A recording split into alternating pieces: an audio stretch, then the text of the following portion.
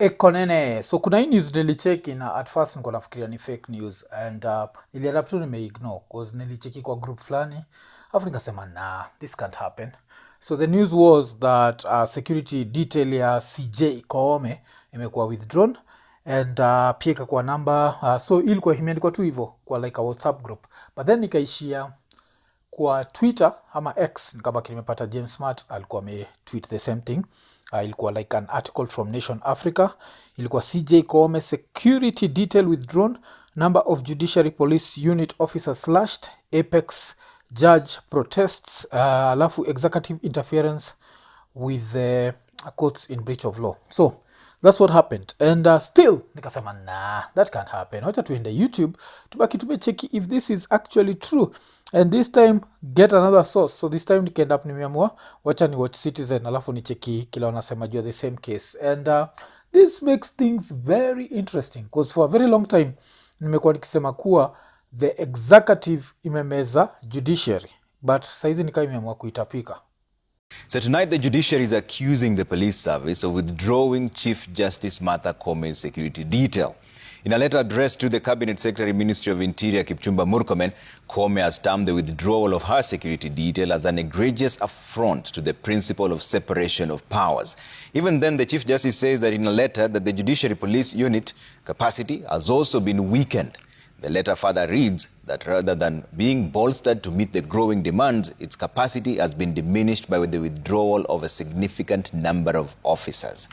So yes, so hiyo ndio kitu nilibaki nimecheki kwa Citizen and this gets interesting because at first I could not understand why the judiciary had been withdrawn because for a very long time tumekuwa tukijua like one of the things that Ruto kept saying when he was campaigning is anataka hiyo separation of powers. He wants the judiciary to be independent and he wants like alikuwa anataka hivyo, hakuwa anataka interference. Hakuwa na feel kama time ya Uhuru kulikuwa na a lot of interference from the executive and of course that time he was outside and on the outside he wanted the judiciary to be independent. So wacha ni kutake back to 3 years when Ruto was still the deputy president and alienda paki address issue ya like the independence of the judiciary and why it's very important and then turudi back to the present na tuone kwa nini an independent judiciary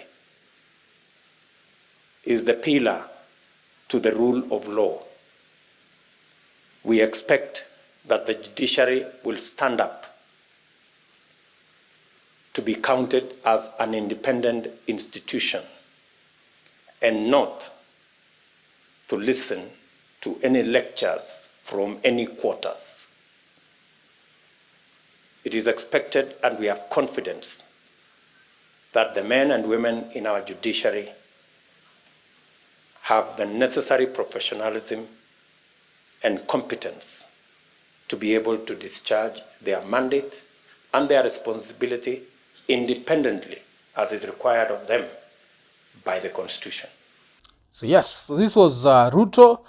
This was on the 11th of March 2021. So this is basically, let's say 4 years ago. And of course he was still the deputy president, akasema anataka an independent judiciary. But now it gets interesting. It gets interesting because the first time when I had this, I did not connect the abductions to this story. Because one of the biggest headlines in Kenya imekuwa the abductions and people have been asking for answers. To have a situation whereby like the CS wa public service last week, Justin Muturi alienda hapa ametokea akasema pia mi mtoi yangu alikuwa like abducted and I had to call the president. Then the president called the head of the deputy of head of NIS. Alafu that's how my son was released.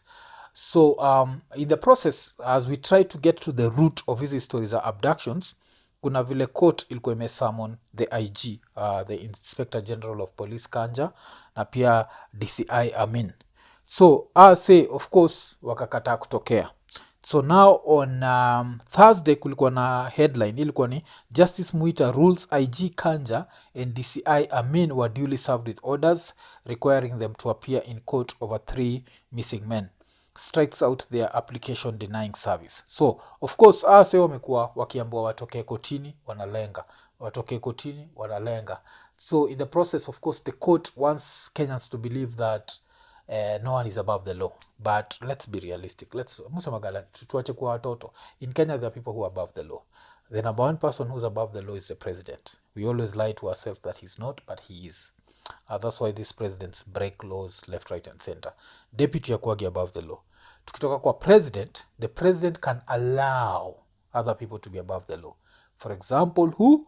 The Inspector General of Police. The Inspector General of Police is a very important person to the Kenya government and mostly to most African governments. The Inspector General wa your country anakuwaga important. Why? Because elections come, and when elections come, remember kile Sudi alisema hakujai kuwa na mtu yote ule ameserve one term. So ukiangalia saizi kile this government is trying to do, is trying to be on the right, and it's trying to like make the police happy. That's why even jana, okay, by jana I mean on when was this? This was on Wednesday. Yes, on Wednesday, news ilitokea that the police were being like they were getting salary increases na vitu kama hizo, and the reason why they're getting salary increases, na apart from salary increases, they're also hiring an extra 10,000 police, and the reason is the 2027 election. So naweza kupeleka back to the Star. The Star walikuwa wameandika jobless Kenyans would win big in President William Ruto's new budget plans going into effect on July 1st. So wakabaki wameseti the articles. So kulikuwa na hii article ilikuwa imeandika nini, to recruit 10,000 police officers, to recruit 40,000 youths to NYS, police budget to increase by 10 billion, na to recruit 18,000 secondary school teachers on a permanent basis, alafu another 18,000 to be taken on board as interns. I remember when I saw this, niliend up nimetweet, acha nione kile nilitweet nini, na ilikuwa before of course history ile happen saa hizi, but nilibaki tweet that the key thing is 10,000 police officers in readiness for the 2027 elections. The rest are to hoodwink naive Kenyans. Don't forget, umse anaitwa nani, Sudi alishatupatia plan, akatuambia like if the votes don't add up, they are going to fill fill ballot boxes. So if you fill the ballot boxes, the people are going to come out in the streets to protest, and when the people come out to the streets to protest, you need the police to do their job, in quotes. And this is the reason why saizi this government, it's really najua ina kiskis rasa ya makarao.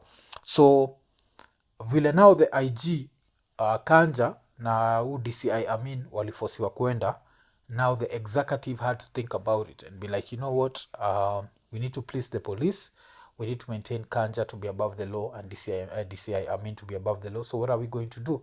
Let's ask Kanja, because ni makarao ndio patiana security, to withdraw, and that's why hii withdrawal imekuwa. And to confirm hii story yote, kile linibamba ni msa anaitwa Alai alibaki ametweet something, and you can just know because Alai right now he's part of the government. Unajua ODM ameingia gava blah blah blah. So Alai aliend up ameandika police should withdraw the bodyguards of all judges. Someone is trying to destroy the capacity of the police to enforce the law. So that's what Alai tweeted, and as you can see, yes, the makarao wamewithdrawiwa.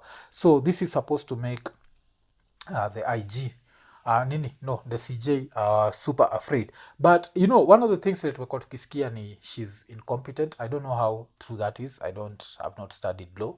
Another thing inakuwaga that she was not supposed to be the CJ. Apparently some dude I think called William Ouko, and around that time Raila akasema there's no way the president and the CJ should come from the same tribe. Alikuwa anasemaga vitu za kipumbavu sana. So of course that ended up costing him the presidency. So as you can see now, we are in this situation where the judiciary inakumbushwa that we are supposed to be hapa chini, because in a functioning democracy kunafaa kuwa na the executive fully independent of the legislature, which is also fully independent of the judiciary. Alafu judiciary iko independent of these two arms, executive independent of the two arms. Kila mtu like iko independent and alone, but that never happens. So we have this situation. Do I feel sorry for her? I don't actually feel sorry for her, because at some point yeye mwenyewe pia alikuwa anatumika na executive, where there used to be this situation whereby if there was any issue and the High Court ruled something to be unconstitutional, all you had to go do was go to the Court of Appeal. Court of Appeal bado ikisema ni unconstitutional, unaenda kwa the Supreme Court, alafu Supreme Court nasema iko constitutional, and then we are back to square one. So the Supreme Court played a role in making the judiciary, I know the executive feel like the judiciary is not independent and the judiciary can be controlled. Right now kama wanatry kujionyesha wako independent, even me if I was Ruto naweza sema watu wameanza ujinga, lazima tuwafunze lesson. Iko Nini.